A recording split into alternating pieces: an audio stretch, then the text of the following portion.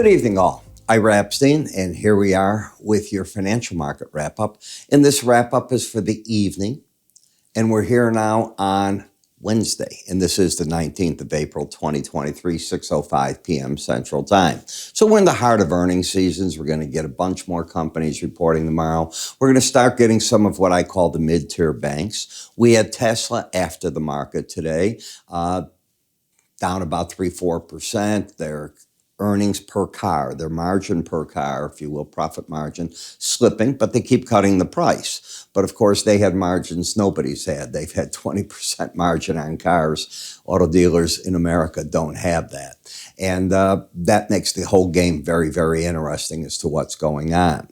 So we are getting to the point where the Fed talk will end very shortly. You know, about a week before we get to the point of the FOMC meeting, the Fed members stop talking in public, and we'll see what goes on. The battle between the naysayers, those that think that it's one and done, and then the Fed is going to have to quickly pivot to declines, is still as strong as it's been, as is the argument of the people that say we are going into a recession. The stock market at current values makes no sense, but they have been wrong as the naysayers, again in quotes, those people keep buying the breaks and they limit all the deep breaks in this market. And they have done a very solid job of doing that. Now, energy prices have fallen back. You're in gasoline under the 260 level. If you don't believe when I talk to you about the importance of Bollinger Bands and slow stochastics, understanding that momentum generally leads price by a small amount of time, but it's there.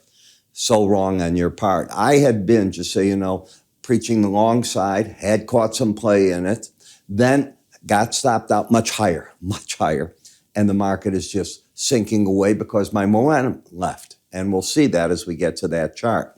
In bonds and notes, you're down to the lower Bollinger Band. It's going to be hard to press them, I think, a lot lower than this on this particular run.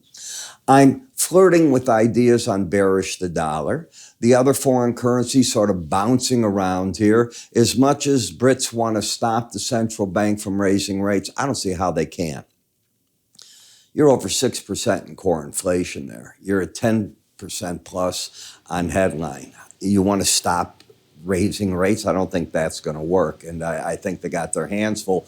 Plus, what was it? Their government union went out on strike, 150,000 people. This is monstrous in size. How do you pay everybody? That's the difficult thing.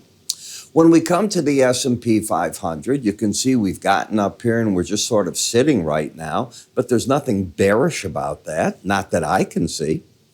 When we look at the daily action, all of a sudden volatility shrinking in. You can almost just physically see it right in front of you there.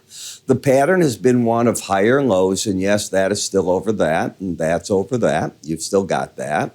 The market's still over the 18-day average, but to return for that for support will turn the swing line into a downtrend. You will end up with lower highs, lower lows, probably.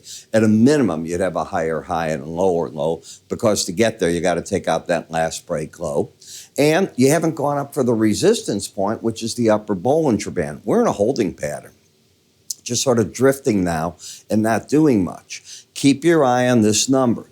The only stock index with the bullish embedded reading is the S&P. The rest have lost it if they had it. And you still have it.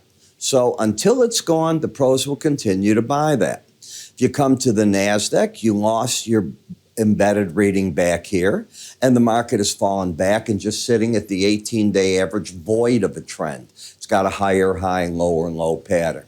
In the Dow, what are you doing? You're losing the embedded reading. Well, I said that was the only one. Earlier, you had lost it during the trade today. It came back. As it turns out, I'm looking at this right now. I just did the charts. I am looking for prices to make a retracement, ideally between here, 33,696 to 33,623. It will take very little for that to break down.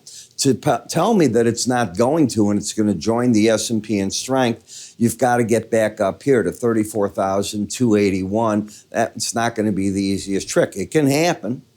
But that's what it has to do to tell me it's not going to do that. And the Russell never did embed. It's just staying overbought. It refuses to make a big challenge of all those numbers up there, as you can see, just sort of hanging in. Now, in the T-bond market, as we take a look here, what do you see? You came down here for the 100-day average, the lower Bollinger Band, sort of hanging in. 5-year note doing the same. This is where the pros are covering shorts, not putting them out. Take a look at your slow stochastics. They're not embedded. They're in oversold territory. Any readings under 30 are oversold. And unless you get both numbers going sideways under 20, which they're not doing, you're not embedded.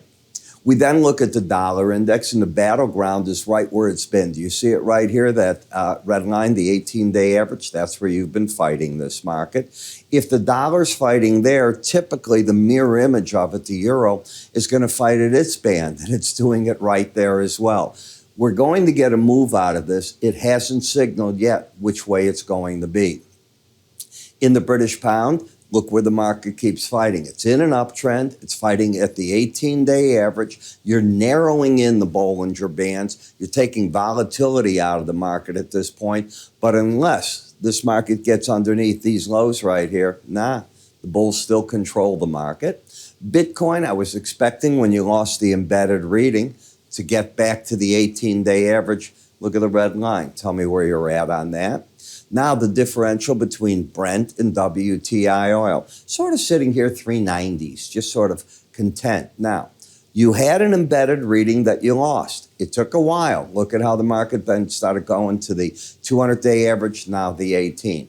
So the uptrend at this point has been nullified. You're not in a downtrend. You're not in an uptrend. You're drifting in price. The same can be said now of the WTI. It's fallen back to support at the 18-day average, along with the 100, 200 days. They're right in through here. You can see all those. Gasoline, I don't expect it to get much underneath the combination here to the lower Bollinger Band. Let it wash itself out. There'll probably be another opportunity in this market for the spring-summer trade yet to come. We're just, remember, April 19th. Real driving season isn't here. What drove the market up in part the first time was a combination probably of the OPEC move, along with the fact that refineries convert over. They shut down for the winter blends, and then they have to convert the refinery over for the summer blend in America. Well, as they do that, you're not buying crude and you're drawing on stocks, and that's probably what happened. That's my guess as to where we're at. In the Nat Gas, I'm not looking for much more in this rally than the upper Bollinger Band. You're not in a trend. You have a lower low and a higher high. You know, each morning, as you know, I put out my morning video. Now, you can join me in several ways. If you're watching me on YouTube, you see the bottom, it says join. There's a blue button there. You can do it that way. To get onto our website, one of the ways is move your cursor over this video top. You'll see an icon. You can join in that way. And the other way you can, of course, do it is go to our website and just, when you're on it, you can either go to the member login once you join in as a member, and away we go. Now, we're going to be talking first thing in the morning, what's going on in Asia, Europe, coming back to America, the reports. Then we're going to rip apart 40 charts covering all this for you, my Star Wars type picture. And we're going to rip apart charts and go through each one of these looking for setups to do. A lot of times, there's absolutely nothing to do. Other times, get your money ready, because which markets do you want? If you want all of them, got to have the margin for it. It's that way. They come in waves. How do you get to this? How do you do it? Just go to our website. As I said, you can go under research. If you're already a member, go to the member login. You can click up here to get involved as well. You'll see an icon. Or you can hit join here on YouTube. I'm Ira Epstein. Thanks for watching. Talk to you later.